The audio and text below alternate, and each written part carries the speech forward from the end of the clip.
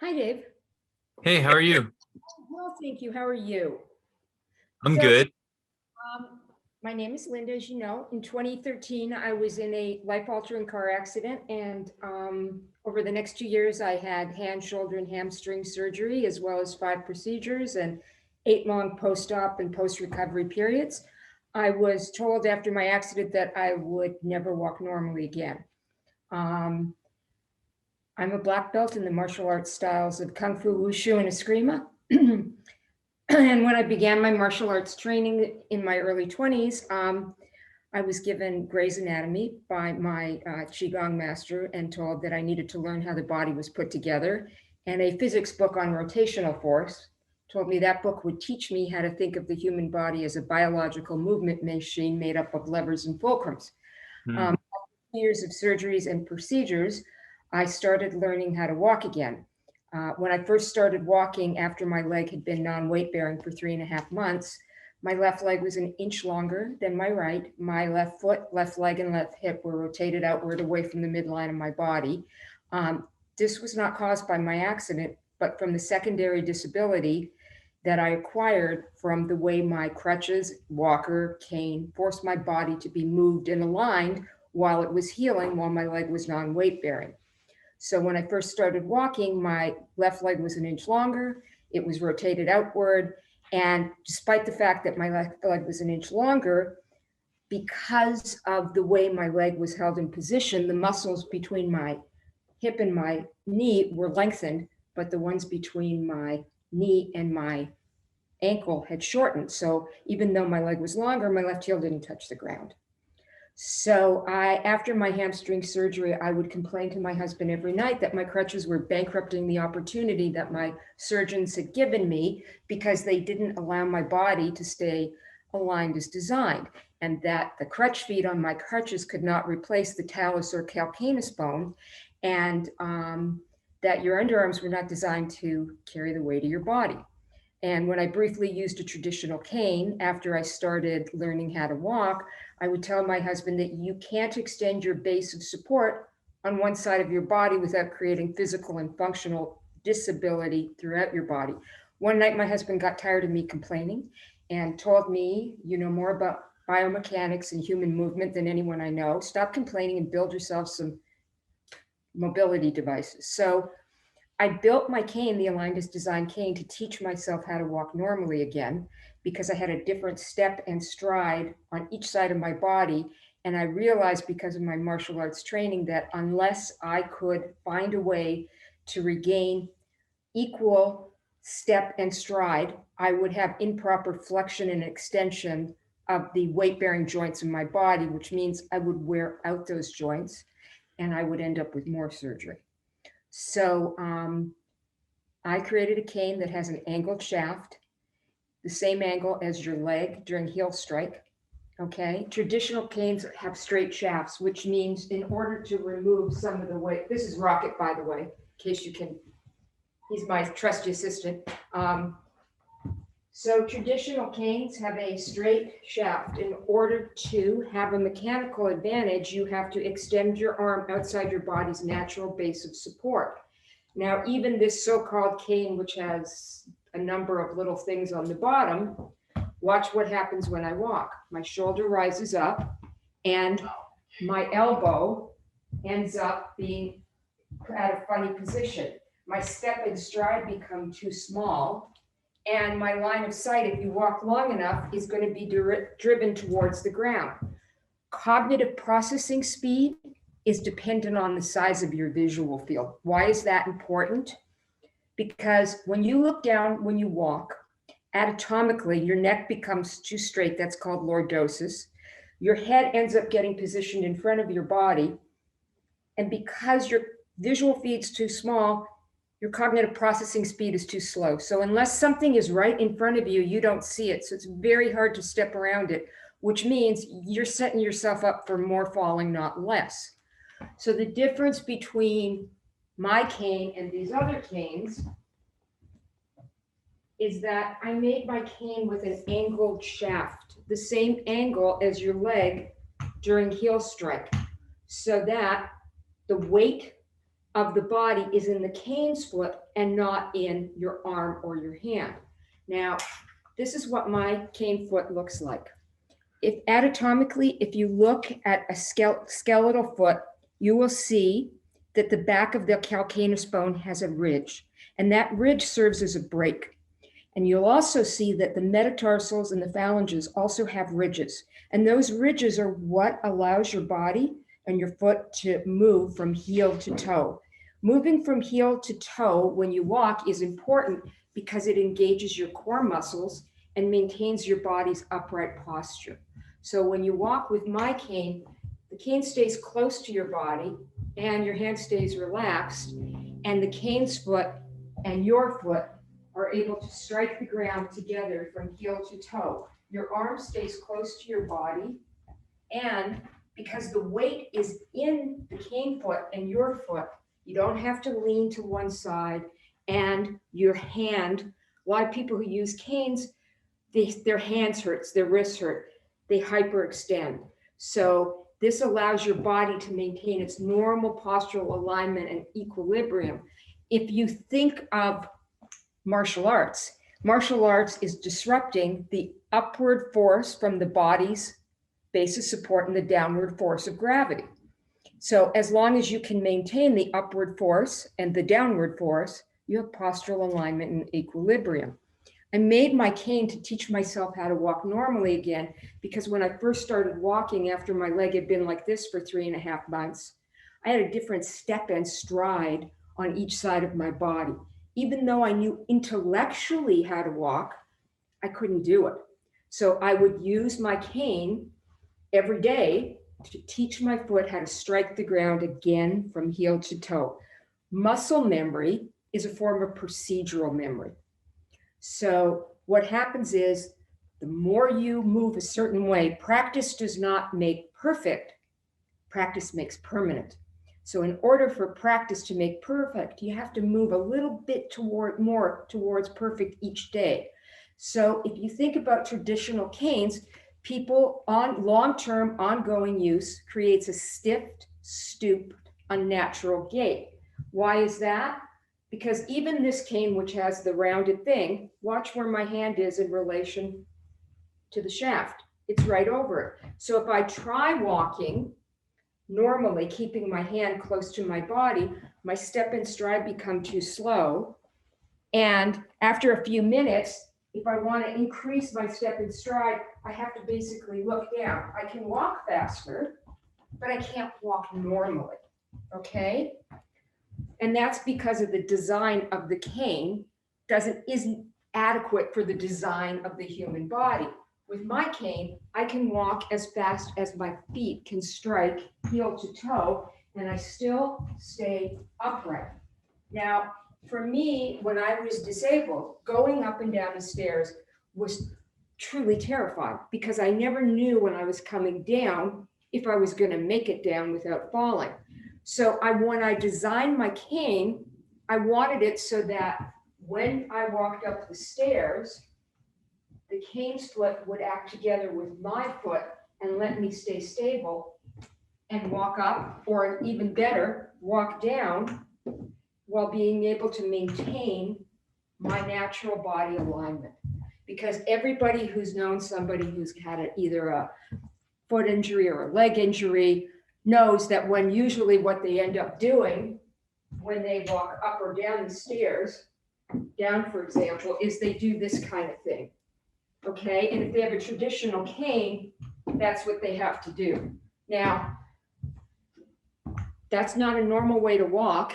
It also extends and flex. You have too much extension and flexion in certain parts of your body. So you create overloading and underloading. Okay, so my cane, what it does, it not only grips the ground, but it acts like your foot acts. There are canes out there that look like feet. They just don't act like feet. Okay, and so the real thing is, if the cane foot acts as a third foot, some of the load from your knees, your ankles, and your hips are offloaded, but you still maintain postural alignment. Questions?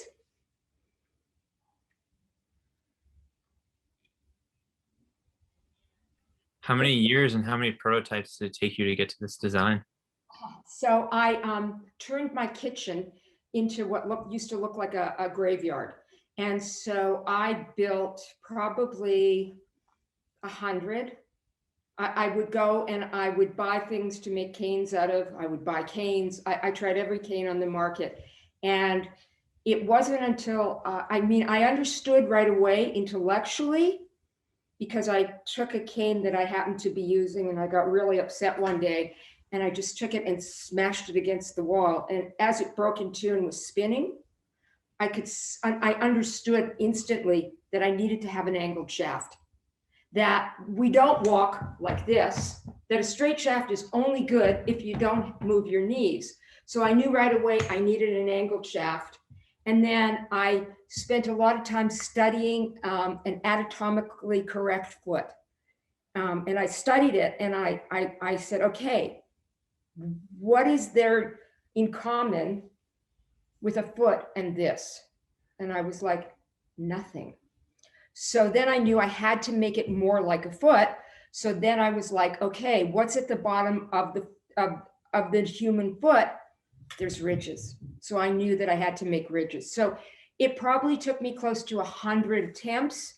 But once I had it, I made it and then I used it. And once I started using it, I was able to relearn how to get my left foot to strike the ground heel to toe, which doesn't sound like a big deal unless you lose that ability. And then every step you take is awkward and unnatural. So I had a big job in that I first had to get my leg moved back in, and then I had to teach my foot how to strike the ground from heel to toe. Then I had to offload my overloaded right leg, reload my left leg, and then redevelop contralateral and reciprocal movement. So why is that important? Human body is meant to be used using contralateral and reciprocal movement. That's balance between the left and right side. So whenever you don't have balance between the left and right side, you're creating physical and functional disability. Very slow, but very permanent. Yeah, you actually brought up a very interesting point about contralateral and how you had to offload the dominant leg or the right leg in order to bring it back to the left. Because you see this evidenced in NBA players when they come back from injury, they always injure the opposite leg. That happened to Klay Thompson. That happened to Kevin Durant. Right. I spent years in physical therapy after my surgeries, and there were lots of athletes there. And one thing that I noticed, I said one day to one of the PTs, I said, does everybody who has their right knee replaced have their left knee replaced or vice versa? And she said to me, 90%. And I realized, I'm like, that's classic overloading and underloading. So that was really important to me when I made my mobility devices, my crutches, my cane, everything, that proper loading had to happen. So yeah, it's a part of physical therapy and the way medical doctors think about movement that's not really incorporated. There are very few surgeons that incorporate that. I happen to have been very fortunate that I had some great surgeons, but the mobility devices I used afterwards basically bankrupted the opportunity that they gave me. So one of the things that my devices do is that they allow people to take advantage of the opportunities that their surgeons are giving them, okay? Because you can have the best surgeon in the world. We know that my doctor did not put my leg on like this. He put it on straight. We do know that after 3.5 months of being non-weight bearing and in a brace, it was no longer straight, okay? And that kind of attitude was, well, you're never going to walk normally again. You've had a terrible accident. You have to accept it. Well, I do walk normally again. And it's because of the cane that I used, plus my martial arts and Qigong background, which helped me to invent exercises that would allow me to do it.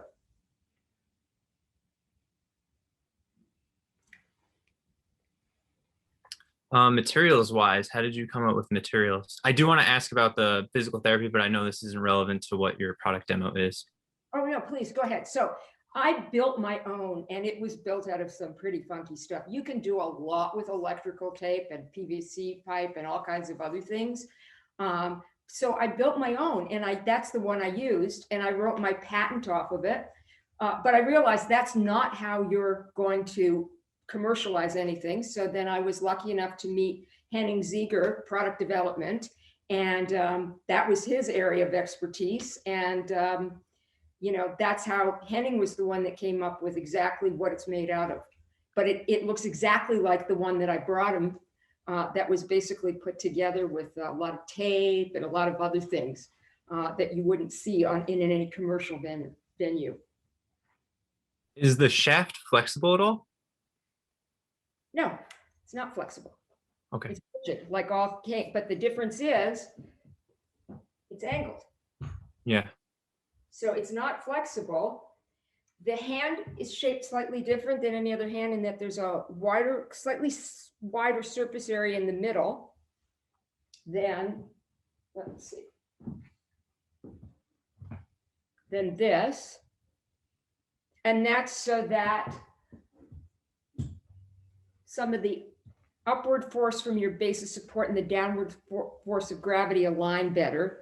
So in a normal human being who's got upright posture, if they turn to the side, you can draw a line that goes straight through their ear, shoulder, hip, and ankle, right? So allowing that line to be maintained, whether you're here or here, is really important, because the amount of force and rotation acting upon your body gets neutralized, which is really important. Yeah, awesome. Thank you for the explanation. You're welcome. You had a PT question? Yeah, I wanted to know what sort of exercises that you were doing. Maybe like if you could, I know they're traditional exercises, so I want to know more about like the non-traditional stuff that you were doing. If you go to my website, alindisdesign.com, and send me an email at customer service, I'll set up a time where you and I can chat, and I will be more than happy to share the kind of what I did. I basically broke down your basic martial arts and Qigong exercises to their simplest form, and then I put them back together in new ways. So when I went to PT, one of the things that I did was if they told me to do an exercise and I knew how to do it, great. And if I didn't think I had the foundation to do it, I would say, is there a simpler form so I don't think I can do that one properly, and I want to do all these exercises as perfectly as I can. And then if I didn't understand exactly how to do it, I would ask them to show me the origin and direction that movement needed to originate in and end at to do the exercise properly. Because in martial arts, you learn that you can move from your proximal attachment, which is where your arm attaches, or your distal attachment.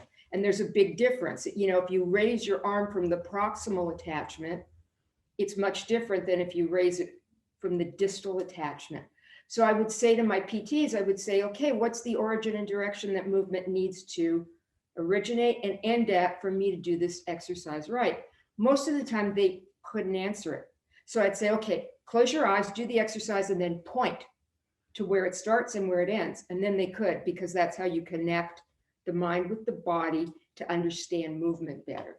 So if you just send me an email and we'll set up a time, and I will just talk to you one-on-one and tell you the kind of things I did. Sure, definitely. Thank you. You're welcome. Anybody else have any questions? So now I'm going to show you how to walk with 2 canes. So there are a lot of people out there that have really bad motor behavior, or maybe are even using crutches, because there's not a lot of support when you use traditional canes to walk. Okay, so like for instance, if I was going to walk with 2 canes, I would walk contralaterally, heel strike toe off, and you can see I'm pretty balanced and I'm pretty stable, because it's almost like I have not 2 feet, I have 4 feet. So I can keep walking and it's pretty normal. Now I'll show you the difference with two, traditional type canes.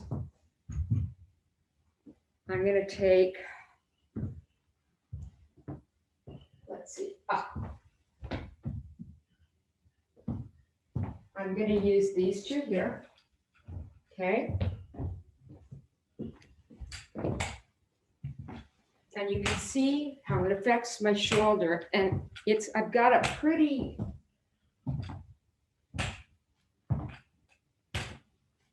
it's not a very smooth gait. It's more of I have to lean forward because they don't allow me really. I mean, if I try and walk upright with these two, my step and stride become too small. And so the thing is, nobody's gonna, while you might do that for the first few steps, after a while, you're not gonna do that because you move too slow and the step's too small. So you end up doing this. Problem is, there's a lot of motion in straight shaft canes, anterior to posterior, or front to back. Now, the body has its own motion that goes that way naturally. So then when you add to it, the only way to stabilize is to start moving your body down, and your step and stride have to become smaller. When your step and stride become smaller, your heel stops striking the ground from heel to toe, and your core muscles engage. Stop engaging. One of the things I noticed in the many years that I spent, or like the 3 years that I spent in PT for my leg, my shoulder, my hand, was that people would come in, especially older people or athletes who had been in bad injuries and who'd been laid up for like 3 to 6 months, and they'd all say, I have no core strength. I have no core strength. And they'd give them all these exercises to do.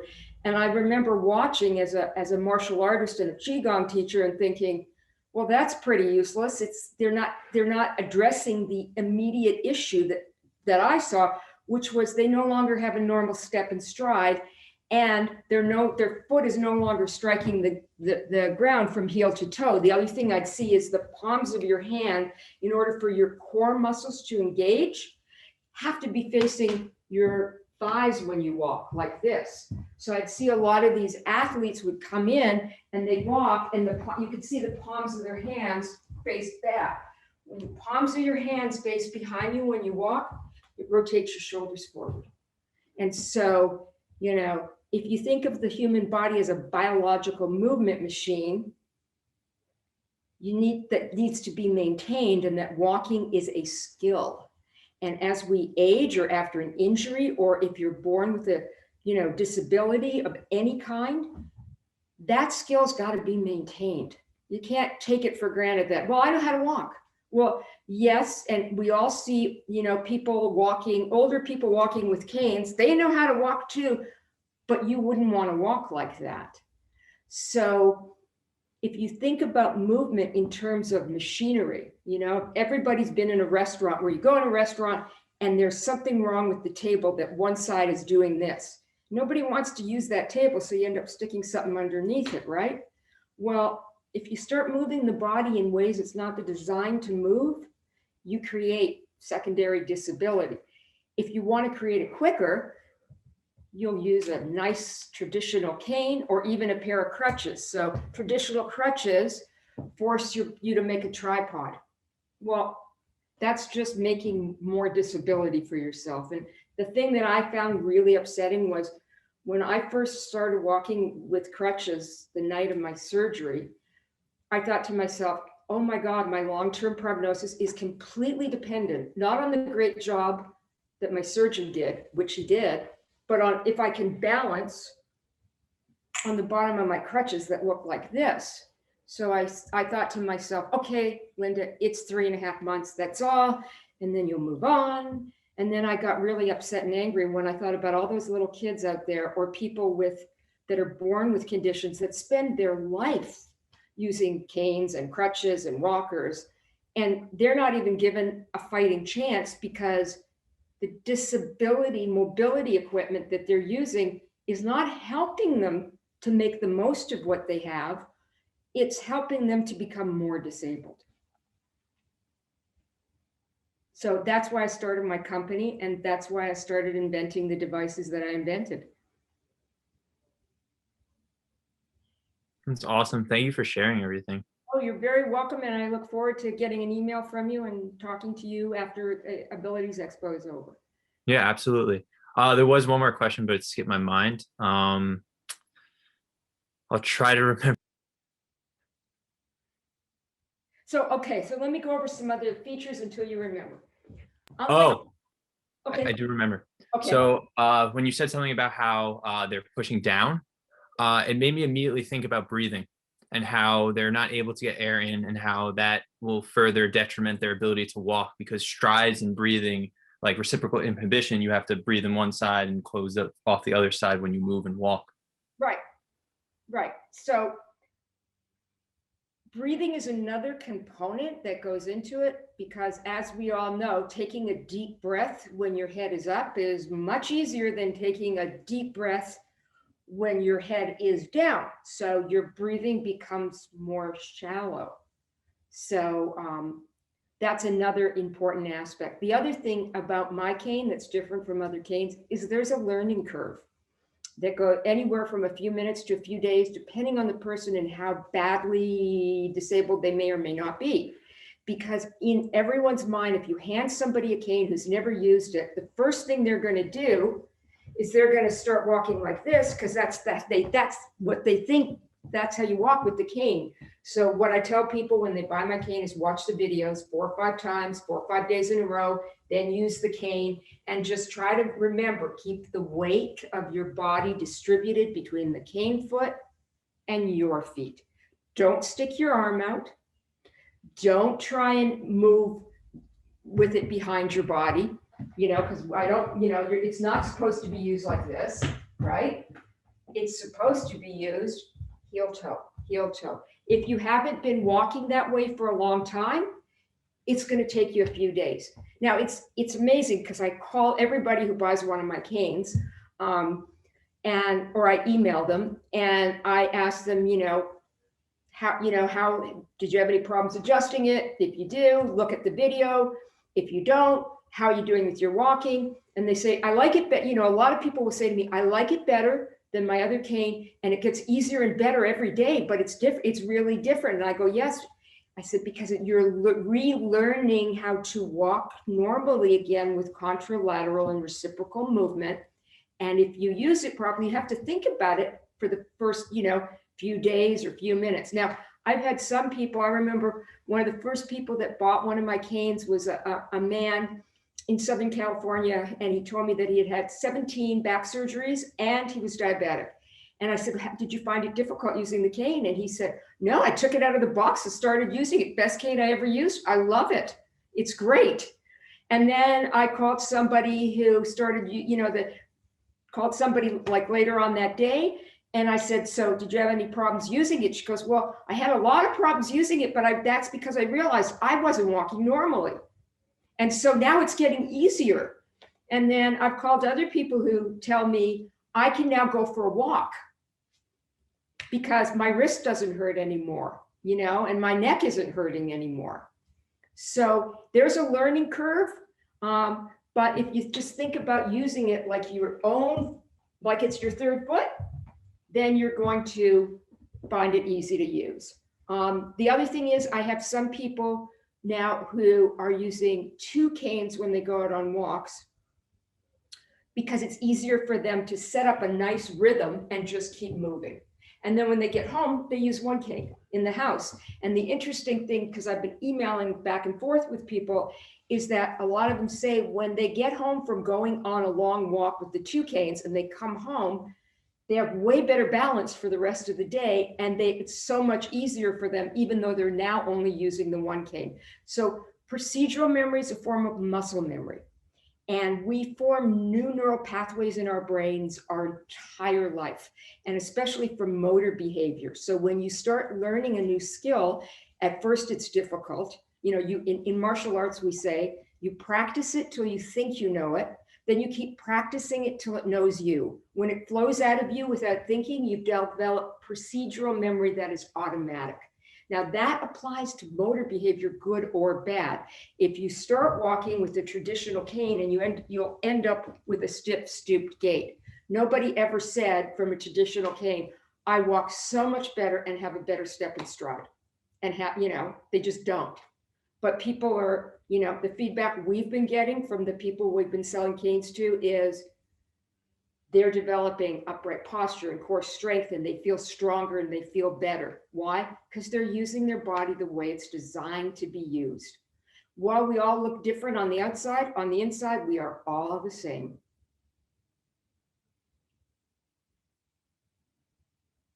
Any other questions from anybody? No, that was it. Thank you for sharing everything. I learned a lot from you, and I'm glad I attended this. Yeah, and I look forward to, please, anybody who would like to email me, talk to me, just email me at customerservice@alignedisdesign.com. Give me your contact information and I'll get back to you and we'll set up a time to talk. And thank you very much for attending today. Thank you. Thank you. Bye, everyone. Thank you.